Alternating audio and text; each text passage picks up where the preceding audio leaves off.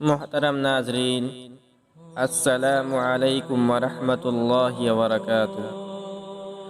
Islamic T V YouTube channel پر آپ کا خیر مقدم ہے۔ آج کا ہمارا موضوع ہے بنی اسرائیل کے 12,000 لوگ عذاب الہی کا شکار ہو کر کیسے بندر بن گئے۔ ناظرین، روایت ہے کہ حضرت داؤد علیہ السلام کی قوم کے 70,000 آدمی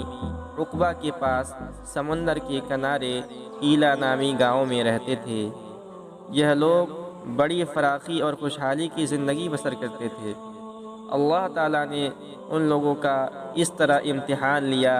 کہ سنیچر کے دن مچھلی کا شکار ان لوگوں پر حرام فرما دیا اور ہفتہ کے باقی دنوں میں مچھلی کا شکار حلال فرما دیا،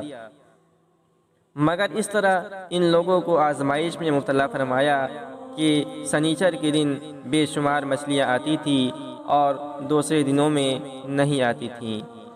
تو شیطان نے ان لوگوں کو یہ حیلہ بتا دیا کہ تم سمندر سے کچھ نالیاں نکال کر خشکی میں چند حوض بنا لو، اور جب سنیچر کے دن ان نالیوں کے ذریعے مچھلیاں حوض میں آ جائیں تو نالیوں کا منہ بند کر دو، اور اس دن شکار نہ کرو بلکہ دوسرے دن آسانی کے ساتھ ان مچھلیوں کو پکڑ لو۔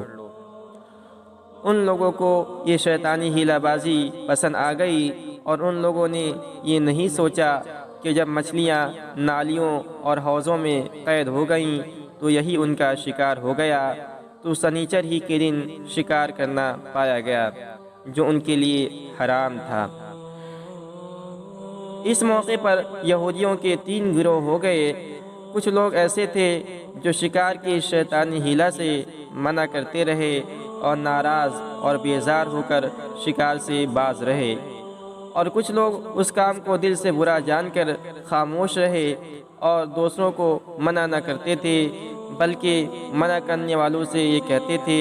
کہ تم لوگ ایسی قوم کو کیوں نصیحت کرتے ہو جنہیں اللہ تعالیٰ ہلاک کرنے والا یا سخت سزا دینے والا ہے۔ اور کچھ لوگ وہ سرکش اور نافرمان لوگ تھے جنہوں نے حکم خداوندی کی اعلانیہ مخالفت کی اور شیطان کی ہیلہ بازی کو مان کر سنیچر کے دن شکار کر لیا اور ان مچھلیوں کو کھایا اور بیچا بھی۔ محترم ناظرین، جب نافرمانوں نے منع کرنے کے باوجود شکار کر لیا تو منع کرنے والی جماعت نے کہا ہم ان معصیت کاروں سے کوئی میل ملاپ نہیں رکھیں گے۔ چنانچہ ان لوگوں نے گاؤں کو تقسیم کر کے درمیان میں ایک دیوار بنا لی اور آمد و رفت آنے جانے کا ایک الگ دروازہ بھی بنا لیا۔ حضرت داؤد علیہ السلام نے غضبناک ہو کر شکار کرنے والوں پر لعنت فرما دی۔ اس کا اثر یہ ہوا کہ ایک دن خطا کاروں میں سے کوئی باہر نہیں نکلا تو انہیں دیکھنے کے لیے کچھ لوگ دیوار پر چڑھ گئے تو کیا دیکھا کہ وہ سب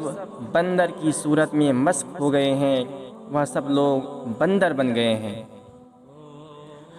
اب لوگ ان مجرموں کا دروازہ کھول کر اندر داخل ہوئے تو وہ بندر اپنے رشتہ داروں کو پہچانتے تھے اور ان کے پاس آ کر ان کے کپڑوں کو سونگھتے تھے اور زار و زار روتے تھے، مگر یہ لوگ ان بندر بن جانے والوں کو نہیں پہچانتے تھے۔ ان بندر بن جانے والوں کی تعداد 12,000 تھی۔ ناظرین، یہ سب کے سب 3 دن تک زندہ رہے اور اس درمیان کچھ بھی کھا پی نہ سکے، بلکہ یوں ہی بھوکے پیاسے سب کے سب ہلاک ہو گئے۔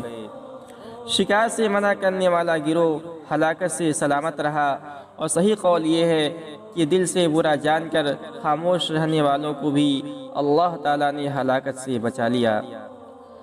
ناظرین، اس واقعے کا اجمالی بیان تو سورہ بقرہ کی آیت نمبر 65 میں ہے، جس کا ترجمہ یہ ہے اور بے شک ضرور بھی ضرور تمہیں معلوم ہے وہ لوگ جنہوں نے ہفتہ کے دن سرکشی کی تو ہم نے ان سے فرمایا کہ ہو جاؤ بندر دھتکارے ہوئے۔ ناظرین، معلوم ہوا کہ شیطانی ہیلہ بازیوں میں پڑھ کر اللہ تعالیٰ کے احکام کی نافرمانیوں کا انجام کتنا برا اور کس قدر خطرناک ہوتا ہے، اور خدا کے نبی جن بد نصیبوں پر لعنت فرما دیں وہ کیسے ہولناک عذاب الہی میں گرفتار ہو کر دنیا سے نیست و نابود ہو کر عذاب نار میں گرفتار ہو جاتے ہیں اور دونوں جہاں میں ذلیل و خوار ہو جاتے ہیں۔ محترم سامعین، یہ واقعہ ہر مسلمان کے لیے بہت بڑی عبرتوں اور نصیحتوں کا سامان ہے۔ کاش اس واقعے سے مسلمانوں کے قلوب میں خوف خداوندی کی لہر پیدا ہو جائے اور وہ اللہ اور رسول اللہ صلی اللہ علیہ وسلم کی نافرمانیوں سے باز آ جائے۔